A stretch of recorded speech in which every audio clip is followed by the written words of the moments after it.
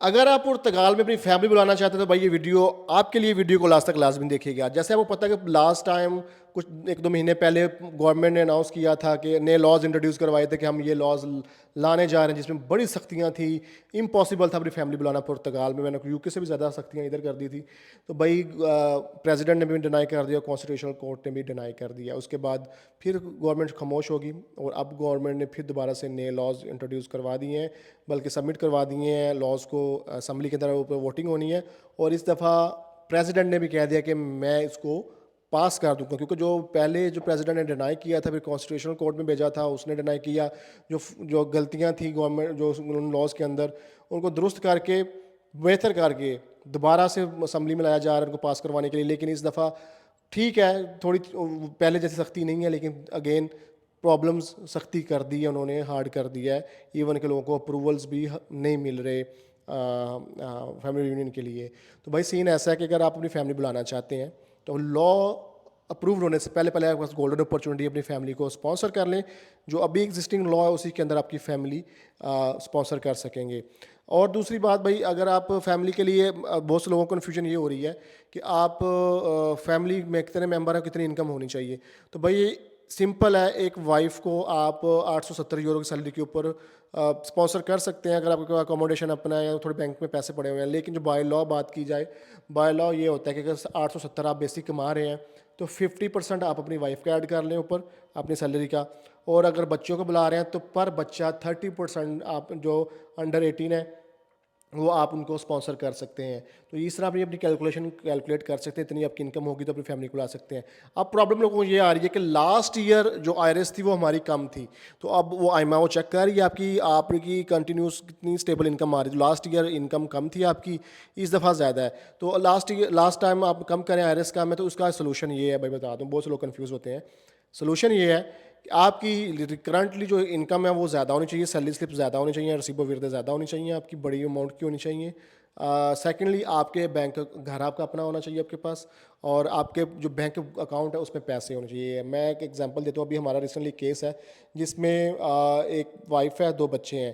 तो 8,000 यूरो की वो स्टेटमेंट लेके गए थे, लेकिन आईमा डिपेंड करता है आईमा ऑफिसर के ऊपर, जिसके हाथ में वो पेन है या कुर्सी पे जो बैठा है उसमें उसी की पावर चलेगी वहाँ पे। तो आईमा ऑफिसर ने कहा जी 8,000 कम है, इनकी लास्ट ईयर की आरएस कम थी और इनकी जो इनकम है वो भी इतनी ज़्यादा सैलरी नहीं है। तो फिर उनके पास दूसरा अकाउंट था, उसमें पैसे पड़े हुए थे, तो उसने लॉयर ने रिक्वेस्ट की है, इनके पास और पैसे भी पे हैं, वो दूसरे अकाउंट में, जी वो दूसरे बैंक की स्टेटमेंट्स आ लगाएं। तो उन दोनों अकाउंट्स की स्टेटमेंट मिला के वो भाई की 12-13 हज़ार यूरो थी, तो उस पर उन्होंने कहा ठीक है, अब ठीक है पेमेंट। तो इससे अंदाज़ा लगाया जा सकता है कि अब 2 बच्चे मिसी से कम 8, 10, 15 हज़ार यूरो अपने अकाउंट में रखें। घर आपके पास होना चाहिए और आपकी जो सैलरी करंट सिचुएशन है वो अच्छी होनी, स्टेबल होनी चाहिए, जो कि अकॉर्डिंग टू लॉ है। तो फिर आपका स्ट्रॉन्ग केस होता है कि आप अपनी फैमिली को स्पॉन्सर कर सकते हैं। लेकिन अगेन जो नया लॉ आ रहा है, नए लॉ के अंदर भाई घर का कॉन्ट्रैक्ट उन्होंने मस्ट कर दिया है। घर का कॉन्ट्रैक्ट आपको पहले भी होता था, ये कोई नया नहीं, पहले भी था। फिर उन्होंने जुनते पे काम करना शुरू कर दिया, जुनता फिर दोबारा बंद कर दिया। अब उन्होंने कहा आपके पास घर का कॉन्ट्रैक्ट होना चाहिए लाजमी, मस्ट। और जो जब यहाँ से केस पाकिस्तान जाता है, पास होकर जाता है, तो वहाँ पे भी लोगों को डिफ़िकल्टीज आ रही हैं। एक सुनने में आ रहा है कुछ केसेस न्यूज़ चैनल्स पे भी, ये प्रिंट मीडिया पे आए हैं कि आप केसेस एम्बेसडर ने यहाँ से केस अप्रूव हुआ, वहाँ पे जाकर डिनाई हो गया। तो एक बड़ी अजीब चीज़ है, जब यहाँ से अप्रूव हो गया तो वहाँ से डिनाई नहीं होना चाहिए। कोई एग्जैक्ट चीज़ नहीं पता चली, लेकिन हाँ ये है कि जब आप फैमिली को ट्रैवल करवाते हैं, वहाँ पे सबमिट करवाते हैं, कोई फाइनेंशियल कंडीशंस वहाँ पे भी प्रूफ के तौर पे दिया करें कि आपकी फाइनेंशियल कंडीशन ठीक है, कोई बैंक स्टेटमेंट वगैरह लगाया करें, ताकि कोई ऐसा मसला ना बने। होना नहीं चाहिए, लेकिन पता नहीं क्यों हुआ, रीज़न अभी पता नहीं है। लेकिन आप अपने फाइल को प्रॉपर स्ट्रॉन्ग वे में आप वहाँ पे सबमिट करवाएं। फैमिली यूनियन के लिए भाई आपको अगर लीगल असिस्टेंस चाहिए तो आप हमारी टीम से कॉन्टैक्ट कर सकते हैं। हमारी लॉ फर्म है, कंसल्टेंसी फर्म नहीं है। अल्हम्दुलिल्लाह मेरी जो स्टोरीज़ हैं वो देखा करें इंस्टाग्राम पे जाके, हमारी 100% सक्सेस स्टोरीज़ है। कई लोग मार्केट में भोंगते हैं, वो इसलिए भोंगते हैं, उसकी रीज़न ये है कि उनकी लॉ फर्म नहीं है, उनके अपने लॉयर्स नहीं है, वो उनके पास इतना काम नहीं है, इतनी सक्सेस स्टोरीज़ नहीं है। सक्सेस स्टोरीज़ देखते हैं, फिर उनकी जलती है, तो वो फिर भाई करते हैं।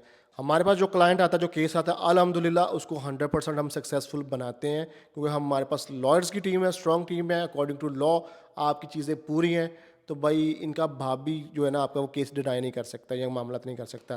तो लीगल असिस्टेंस के लिए आप टीम से कांटेक्ट कर सकते हैं। आपको अपॉइंटमेंट फैमिली के लिए चाहिए, आर्टिकल 116 के लिए चाहिए, 123A के लिए चाहिए, आपको स्टूडेंट टीआरसी आर्टिकल 92 के लिए चाहिए, तो किसी भी किस्म की लीगल असिस्टेंस नेशनलिटी एप्लीकेशन के लिए, लोगों को 200 कार्ड अप्लाई करना है, अपने परमानेंट कार्ड अप्लाई करना है, तो आप टीम से कांटेक्ट कर सकते हैं। D7 visa, D2 visa, golden visa, हमारी लॉ फर्म के अंदर सभी केसेस को हमारे पास बड़ी टीम है, सभी केसेस को ट्रीट किया, हर लॉयर अपने एक एरिया में एक्सपर्ट है, तो हमारे जो चीज़ें हैं वो इस तरह चलती हैं।